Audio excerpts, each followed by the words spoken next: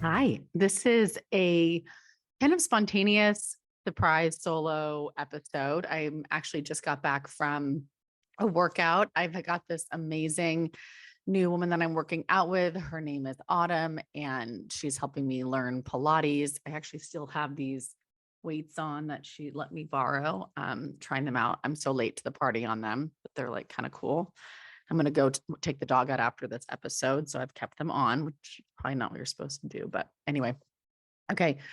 I'm just learning that I don't have to wait until I have like the cutest outfit on because I know these go on like YouTube and stuff like that. If I have ideas that I want to put out there to all of you, I'm just going to jump on and do these and we'll just see where they land and if they bring you value because ultimately everything that I'm trying to do with the podcast is to bring you quick insights and tips and tricks for how to just live your version of your best life and of your best self. And so I did think of a couple of things that I wanted to touch on that have just been on my mind and heart. And I did write them down. Are they right? They're right there. So I'm going to keep looking over there if I need to. One is because of the work that I do at WIT, which for those of you that may not know is a nonprofit organization. We work with tweens and teens around the world and we help them launch businesses, social impact projects, passion projects, nonprofits, et cetera. And something that I hear a lot is if a parent's talking to me about like, is WIT the right fit? Or I'm not sure what my kid is passionate about, or we're not sure what their interests are. And I think that there's a lot of pressure when you're a young person to know what your passion is and to think that like that is going to be the thing that you do for the rest of your life. And I think that that is setting everybody up to fail and to feel like they're inadequate in some way if they don't have this thing that they just love doing. And so I wanted to talk about that a little bit and then give you some tips on how you can maybe tap into the things that you are passionate about, in quotes, or maybe just curious about or interested in, and how you can turn those things into something that makes a difference. Because at WIT, we're really big on taking the things that you're already doing and that you already enjoy doing and pairing them with a cause or an issue that you care about, and then potentially making that a nonprofit or making that a business. So this is just a little exercise that you can do. You can do it right now with me. You can do it later if you're listening to this on a walk. But let's keep it super simple, like we do at WIT, the WIT tip kiss. Keep it super simple. So, what are three things that you enjoy doing? You know the answer to that. Your first thing might be like, oh, wait, I don't know if this is the right thing to say, or maybe that's not a cool thing to like to do. Don't screw that. Like, forget that. Know what are the things that you like to do and write them down. Write down three things that you enjoy doing. It could be, I like watching YouTube cooking videos. I feel like I'm like still out of breath from my workout class. Ooh, take a moment. Um, Excuse that interruption. Okay. Um, Three things that you enjoy doing. That could be cooking, skateboarding, hanging out with your friends, binge watching a certain type of show or YouTube video, making TikToks, reading about a certain topic, watching a certain type of documentaries, um, creating something. Maybe you like to draw or sew. So write those three things down. Basically, the things that you wish you could do instead of homework. So if like you went to school in your ideal world, which I think should exist, it's not hard to create this, but that you would go to school, that would be your job every day. You would do the work there, and then you would come home and you might have like 30 minutes of some work to do, but you wouldn't have homework like you do right now. I'm on a mission to stop that actually. That the homework load is ridiculous. Um, you'd come home and like, what would you want to do? Like, how would you want to spend your time? Would you want to play a sport?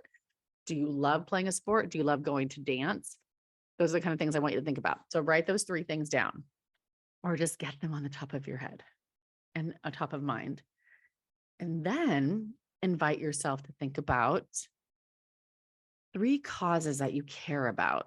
So the best way to think about this is if I were to give you $1,000 and I said, you can donate that to different charities or organizations, where would you donate to?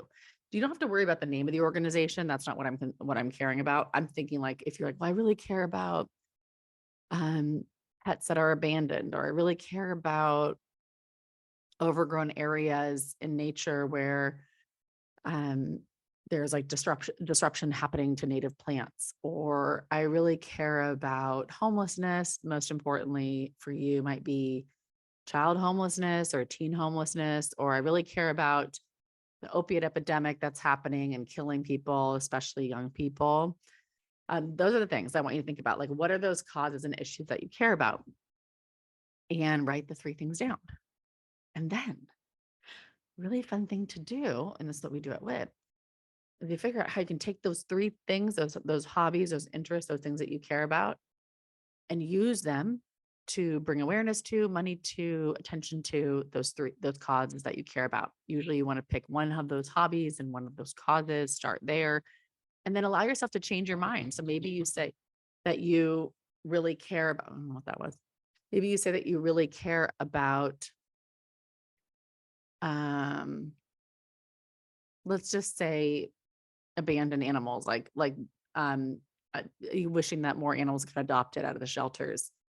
And then you really love to bake. And then, and this, I'm just thinking about this on the fly. And then probably because I just looked down at my dog, and then maybe you think, I wonder if I could create like healthy dog treats that I could sell first to like my family and friends, then maybe at a farmer's market or something. And then I could donate some of the proceeds of that sale to my local animal shelter, and or to a program that helps animals that have been abandoned. And then you're going to spend time doing something that you already love doing, which is baking and helping a cause that you care about. And that's how you can kind of enter your entrepreneurial journey, versus a lot of people like to think about things as like, how can I make money? Which is fine. Like, I understand that. I understand why people are thinking that way. With the young audience that I work with and who I want to talk to. And even if you're an adult, I think it's important to understand that, yes, money is important, and I understand why it is. And also, let's allow ourselves to explore things that we really enjoy doing and causes that we care about, because that to me is what does create some passion and purpose. It can feel daunting to sit around going like, "Ah, what business should I start? Like, what's my passion? What's my passion?"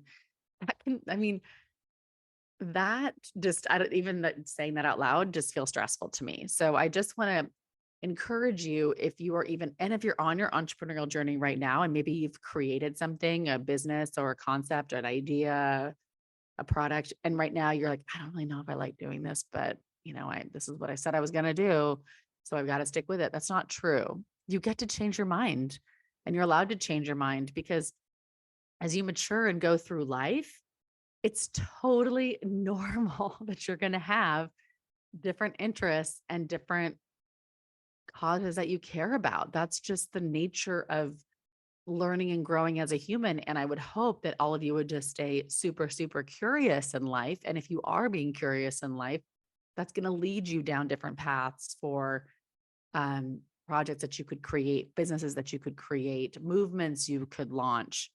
Don't think you have to get stuck in one thing and do that thing forever. Yes, there are generations that have come before us that was their approach, but that doesn't have to be your approach. You get to do things differently. So I hope that sounds like a fun activity. I would love to know what you kind of come up with if you've decided to take on that little experiment of the 3 and 3.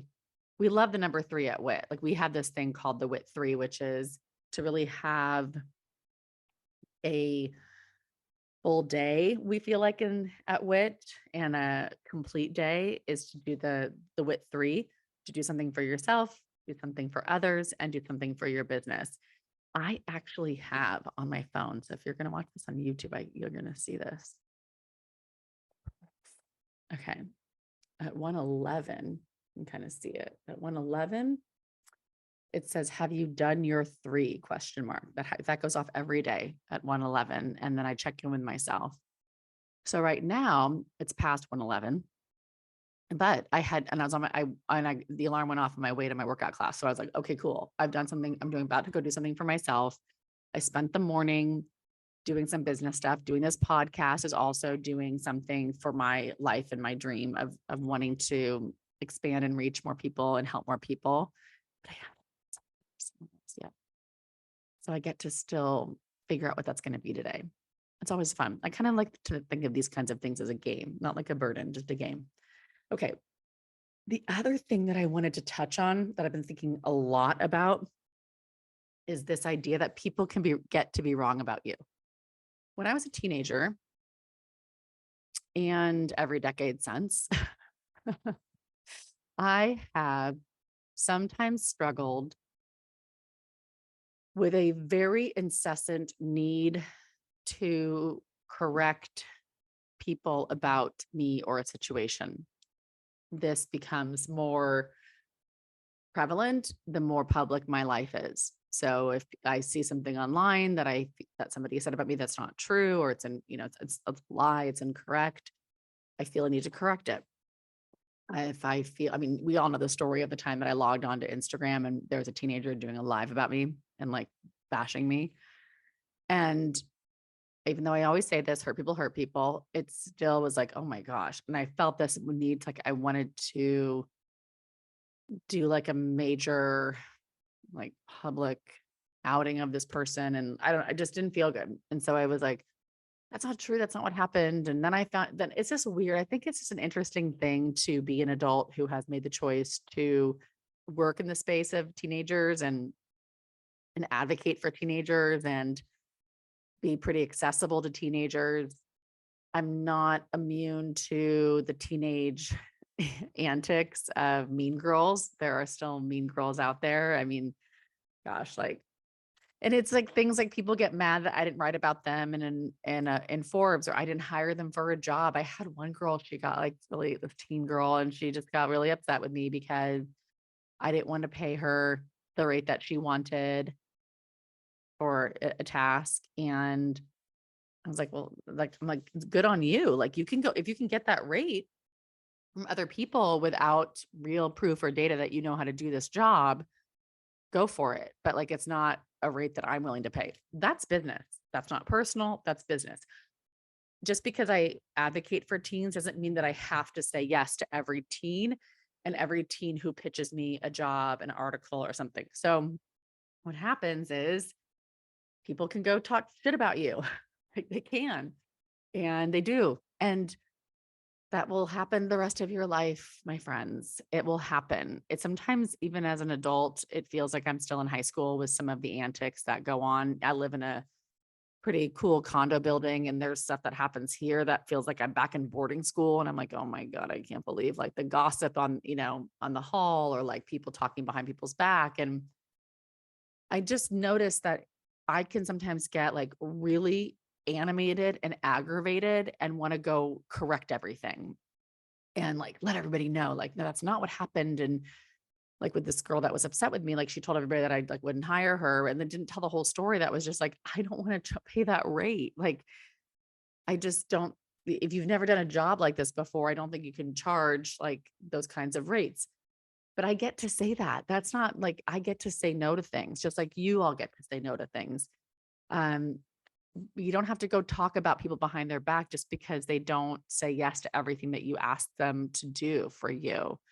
Um, so I don't know if anybody deals with that, if that's still something that you all deal with even in high school. Like you might, somebody might interpret something that you posted or something that you said. And while I do think it's really important to go have conversations and to be as honest and transparent as you can, at some point, if people are going to stick to their conclusions about you and their assumptions about you, they get to.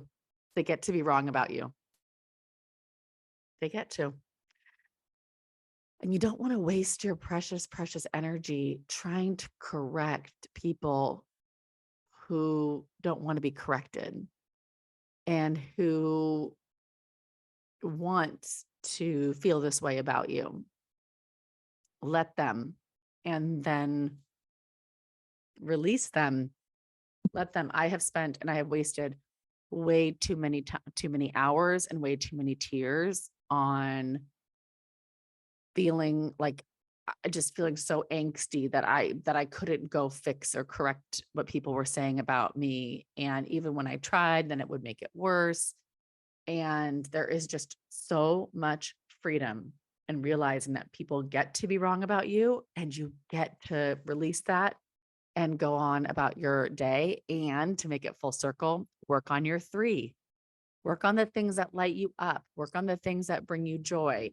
Spend time exploring the things that you're curious about. We don't get a lot of time here on this planet. We really don't. It's a pretty short stint. And so if we get too caught up in worrying about what everybody else is thinking about us and letting ourselves spin over that and start like getting in the weeds and trying to fix people's opinions about you, you're missing it. We will miss it. We will miss this one amazing, magical journey. So my just invitation to you is just, is there anywhere in your life that you are ruminating or focusing on and worrying about what my other alarm that goes off every day? This one that goes off. It's going off right now. Can you see it? This one asks me the question, is it worth it? It's so crazy because I was talking about ruminating, and that's what it really does for me. It helps bounces me out of any type of rumination. I'll ask, sometimes that alarm will go off and I'll be like in my head about something, over analyzing something, and then that pops up like, is it worth it? And sometimes it is. Sometimes I'm in like problem solving mode. Other times I'm like, no, oh my God, no, it's not. Thank you for the reminder to like get back to me and get back to the present moment. So I highly encourage doing alarms on your phone throughout the day or once a week, whatever works for you. They're my little like self-love, self-help things. So back to what I was saying before my alarm went off. If there is any area of your life that's taking up brain space because you're worrying about what he said, she said, they're doing, what they're saying about you, release it and let it go, because people get to be wrong about you.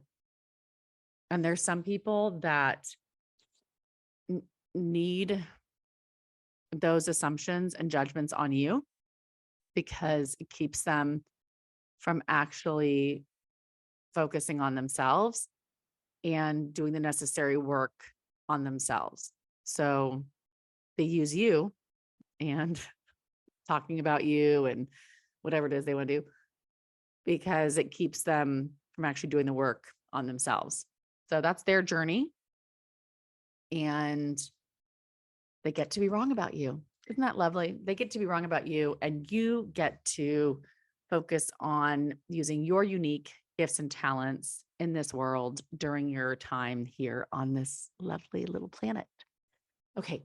That's all I think I really want to say. For today, I'll put this up and it'll be a little surprise episode. Let me know what your takeaways are, what works for you. Is it the 3 and 3? Is it the WIT 3? Is it people get to be wrong about you? Is it the reminder that you have unique gifts and talents that the world needs? Is it the phone alarms? What fun little thing sticks with you after this surprise episode? Okay, everybody, wherever this finds you, I hope it finds you having a great day. If not, it's not too late to turn that day around and make it a great day. Usually that happens by doing the WIT 3, doing something for somebody else, doing something for yourself, and something for your dreams. All right, everyone, keep doing WIT. I'll see you from you. Takeaways.